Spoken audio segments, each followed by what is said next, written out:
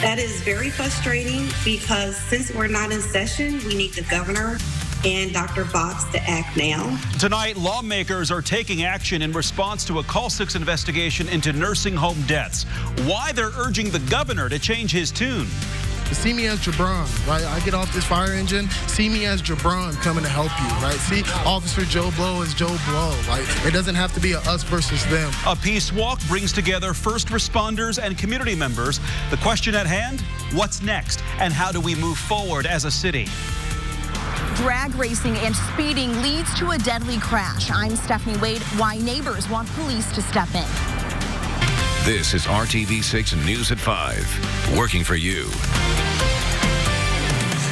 Good evening here at 5 o'clock. I'm Mark Mullins. First tonight, state lawmakers are taking action in response to a Call 6 investigation regarding COVID-19. Our reporting focused on the reasons why the state would not release where people are dying in nursing homes and where the outbreaks are happening. Our Kara Kenny filed a formal complaint to get those records, but the State Department of Health says it doesn't have them. She explains how our reports have led to action at the State House. 3 Indiana senators wrote this letter to the governor asking why 30 other states can gather and publish nursing home data on a county or facility level, but Indiana cannot. Call 6 Investigates has been fighting since mid-April to find out where the COVID-19 outbreaks happened in nursing homes and where people have died at long-term care facilities. Now a group of lawmakers is joining that fight. Senators Jean Breaux, Eddie Melton, and Frank Mervan wrote this letter to the governor calling on the state to collect and make the data public. While the State Department of Health releases weekly nursing home aggregate totals, they're not saying where those COVID deaths and cases are happening. They won't release it to RTV6 or the public. In a formal response to an RTV6 complaint, the state wrote ISDH does not have the records requested, and by law, they don't have to make one. Senators are getting support from members of the House as well, who question how the state can track and publish COVID-19 deaths by zip code and other demographics, but not by facility. That's absurd, I think, in this day and age when we can track everything with data and we can have those numbers updated. We should be able to do that for our citizens. Or we could definitely put in legislation that the state have to release the names of those facilities whenever there is a pandemic, any information that they're getting. But that won't occur to January. Once we get into session and then try to do an emergency bill, that still won't take place to January. That is very frustrating because since we're not in session, we need the governor and Dr. Box to act now. A legislative task force is looking into this issue, and they're expected to issue a report by June 30th. That should provide some ideas for possible legislation. Reporting at the State House, Kara Kenny, RTV6. Well, we reached out to the governor's office for a response to the lawmakers' letter, and we are still waiting to hear back. We also reached out to every Republican member of the House and Senate health committees, and we're still waiting for responses there. And by the way, almost half of the coronavirus deaths in the state have occurred in nursing homes. We'll get the next report on Monday. Now let's get you the latest coronavirus numbers in Indiana. The state reported 23 more deaths today, which occurred between June 10th and yesterday. The statewide total is now up to 2,327. 389 more Hoosiers have tested positive for COVID-19, but that's a drop of about 200 from yesterday. Statewide, the total stands at 41,746. And speaking of testing, we just learned the Marion County Health Department is adding a free drive-through testing site tomorrow on the east side. This is happening at Mount Zion Apostolic Church at 4900 East 38th Street from 10 a.m. to 2 p.m. This site is located in a part of Marion County with a high number of COVID-19 cases. Anyone with or without symptoms is eligible. There's on-site registration and no doctor's order is needed. We've also seen the coronavirus impact another number, Hoosiers out of work, but the number of those unemployed is improving. Indiana's unemployment rate dropped to 12.3% for May. That's a 5% improvement from April's 17.5%, which was revised upward after the initial report. The April number was the highest since 1982. To give you some perspective, before the pandemic hit, the unemployment rate was around 3% in Indiana. Today, Indianapolis Mayor Joe Hogsett issued a proclamation celebrating the holiday of Juneteenth. Today marks the emancipation of the last of those enslaved in the U.S. Celebrations are being held all across the city. RTV6's Nicole Griffin was there as police officers, firefighters, and community members joined together for a peace and reform rally. Today, the message that we are hearing from first responders taking part in this Juneteenth peace walk is they feel the community's pain and they also want change. They are looking at today's march as a step in the right direction. People want their lives recognized. They want their value to not be correlated to the color of their skin. And at the end of the day, it really just comes down to compassion and humanity. Jabron Williams is an Indianapolis firefighter and a member of the Indianapolis Black Firefighters Association. He's one of the driving forces behind this Juneteenth peace walk that is bringing together law enforcement, firefighters, and members of the community. I was working on Friday, the first time I protest. I saw some of the damage that's being done. I saw just anger, frustration with the system. Working with members of the Black Firefighters Association and other minority public safety organizations, Williams says he started asking the question, what can be done? And how can members of the public safety sector who also want change work with the community? He says this walk is a first step. We want to have the ability for people to see public safety not as just uniform and badge, but see me as Jabron, right? I get off this fire engine, see me as Jabron coming to help you. And right now they're saying today, from this day forward, they're moving historically in the right direction. And whatever you know from the past, that's the past. You all collectively right now today, the Juneteenth Peace Walk, we're moving forward peacefully. I'm excited for today. I'm excited of what the future holds for not just our public safety agencies, but our community as a whole. The peace walk ended at Kennedy King Park, where a conversation took place. The focus on what's next. First responders and community members, along with Mayor Joe Hogsett, discussed how everyone can work together to break the cycle of hate and end racism and violence. Working for you, Nicole Griffin, RTV6. And tonight here on RTV6, an ABC primetime special to commemorate Juneteenth and its meaning in the ongoing struggle for black equality in America. You can watch Juneteenth, a celebration of overcoming, tonight at 8 o'clock.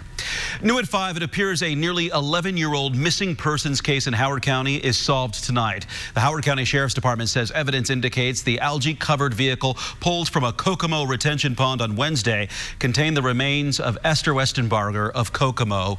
She was 51 years old when reported missing on November 13, 2009. Positive identification will be made through DNA and dental records. At this time, neither the coroner nor detectives suspect foul play.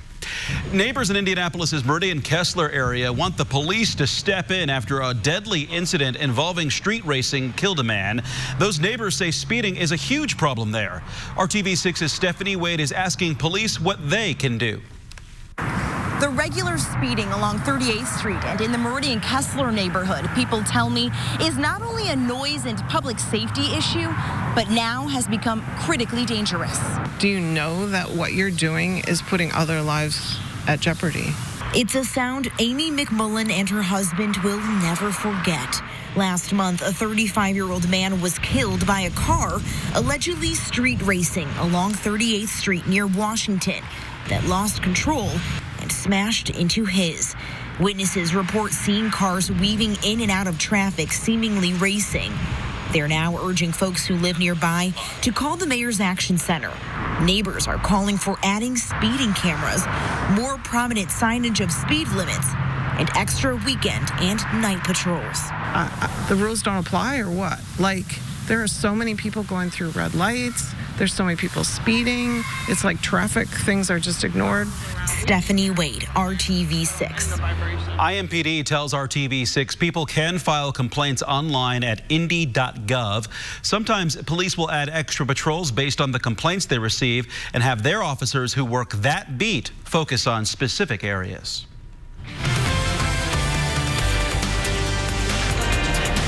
For the past week, we've been asking you to donate at Kroger stores to help families in need right now amid the pandemic. Well, I'm at Second Helpings, showing you where those dollars and what they're cooking up in the kitchen. We want to change that message. and let everyone know that there's value in our community, there's value in our neighborhood. Coming up, we will tell you how a community garden is bringing more than fresh food to a neighborhood in need. Kyle. And temperatures running high today, but pretty soon it will be those rain chances that are on the rise. I'll let you know if it means any washouts for your weekend. You're watching RTV6 News at 5. By appointment at select stores or at mybobs.com. A lot of you will be doing your weekly grocery shopping this weekend, and while you're out, we hope you can give a little something to those having trouble putting food on the table. RTV6 is teaming up with Kroger and Second Helpings in a fundraiser to help feed Indiana families. My co-anchor Amanda Starantino joining us live from Second Helpings to show you how your donations are being put to work and how you can help. Hey, Amanda. Hey, Mark, and for everyone at home, I want you to think about this. Before COVID, 1 in 6 Hoosiers were hungry. Now that number is even higher, and that's why we are doing this, and that's why Second Helpings has been put on overdrive lately, trying to feed all these families that need that extra help right now. We've been covering it for weeks, just how much help so many families are looking for right now, and that's what they're doing here at Second Helpings. Now, they do a lot they do classes for people, and they are also putting food on the table. And so Jennifer Vigran, the CEO of Second Helpings, is here with me, and you were saying that on average your number has been a lot lower about the amount of people you serve, but that number has gone up extremely high. Absolutely. On a normal day, we were delivering about 4,500 meals a day to 90 other not-for-profit agencies to make sure that Hoosiers had the food that they needed. As soon as COVID hit, that number skyrocketed. We're now delivering 10,000 meals a day to people throughout central Indiana. And that's a lot of people that need your help, and that's why we're asking you at Kroger stores in central Indiana, the ones that are participating, to donate a little bit extra cash on your receipt to help out with these meals. Now, I did get a number today. We are at $1,300. That's the last count I have from a few hours ago. What does $1,300 do for you? So it only takes $1.20 to rescue the food, prepare the food, and deliver the food for a single meal. So if you think about what $1,300 can do, that's over 1,000 meals that will go out into our community. There's so much more that people can do. Yeah, that's incredible. So when you're checking out at Kroger this weekend, this goes through Sunday. So you still have time this weekend. Just add $1.20 to your receipt, and you can feed one person who is hungry right now. For more information on how you can help, go to theindychannel.com/feedinghoosiers. Thanks, Amanda. It really is that easy. We hope more people do so. There's also another push to help provide food to those in need. This one is centered around fruits and vegetables, as you see. RTV6's Megan Sanctorum shows us how one group is bringing community gardens to areas that may need them most and how they're getting kids involved as well. In a field next to this church on 24th and Dr. Andrew J. Brown Avenue, you'll find this. It's the beginning of a community garden, one started by some of the youngest community members. Me and my mom believe everyone should have access to fresh food.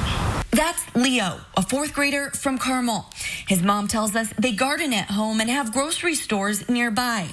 They've never had an issue putting fresh food on the table, but they realize that's not the case for everyone. As a mother of 4, that doesn't sit well with me.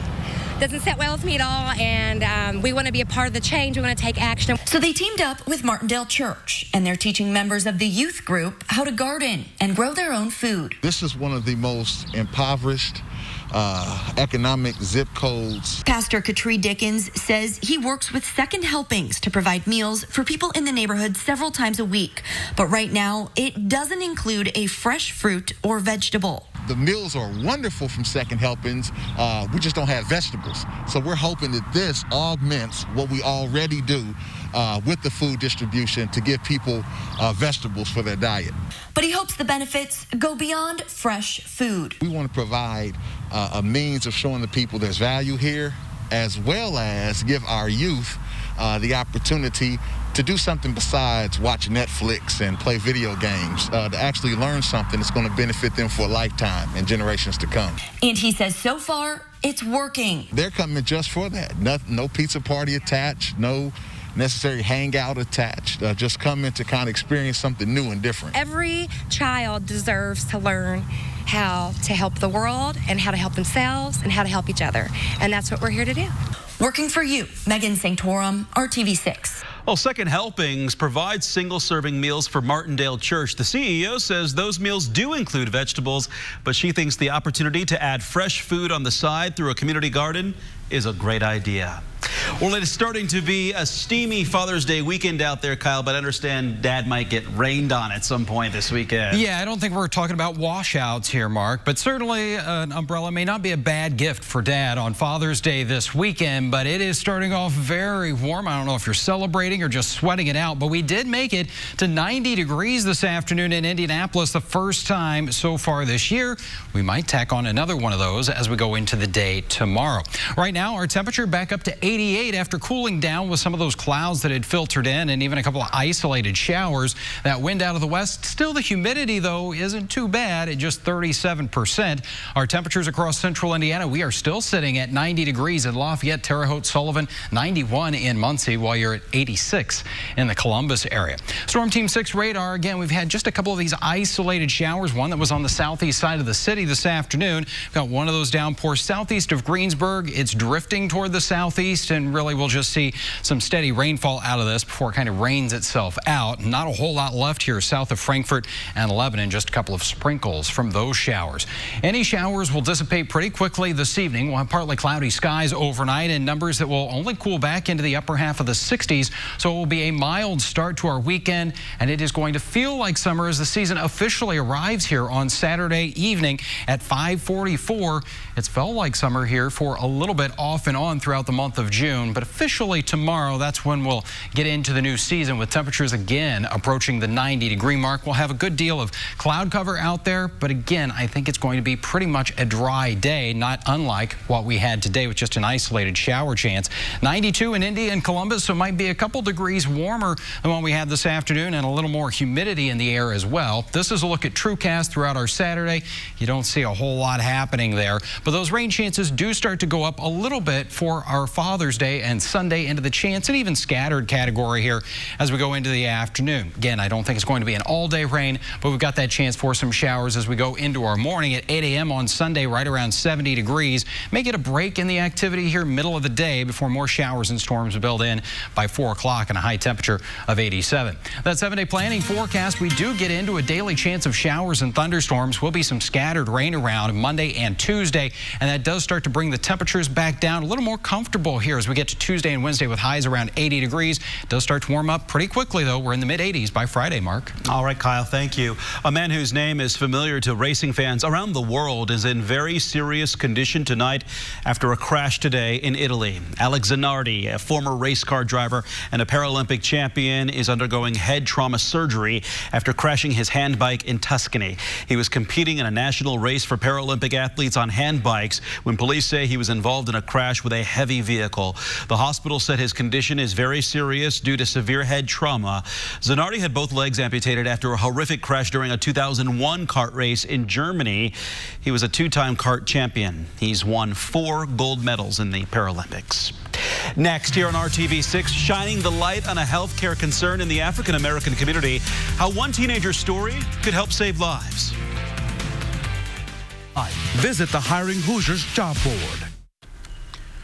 The movement, Black Lives Matter, is not only focused on criminal justice reform, there's also an ongoing push to address health disparities. Sickle cell disease is a major health concern in the African-American community. RTV6's Rafael Sanchez reports on the urgent need for a solution. Mariah Roberts lives with sickle cell disease. The now 13-year-old was diagnosed with the blood disorder 3 days after birth. Over time, she has undergone 2 blood transfusions. It's not easy to live with, but I do take medicine. Mariah has already written 2 books about the disease, which can cause many things, like body aches to liver and heart issues. It can be managed through medicine, diet, and for some, they may need a blood transfusion. But the problem is that many African Americans don't donate blood, and that is a major concern. There are very specific people who need blood from African Americans who carry, it's the RO blood type that is really needed for sickle cell patients with sickle cell who need blood therapy. One donation can save up to 3 people. The Martin Center in Indianapolis works with families facing sickle cell. More awareness and resources could help them connect with more people. Yes, Black Lives Matter, but Black blood heals too. Mariah's parents and her siblings are doing their part as blood donors. As a father, as a human being that cares about other lives, it seemed like this is the thing to do. If you want something, a cause to be a part of the solution. I want other people to know that don't be scared to donate. Rafael Sanchez, RTV6. It is estimated that more than 1,400 people in Indiana are coping with sickle cell disease. Today, Mariah's father, mother, and older brother recommitted themselves to raising awareness about sickle cell disease. They donated blood at an event in Fishers. They will continue to encourage African Americans to donate blood.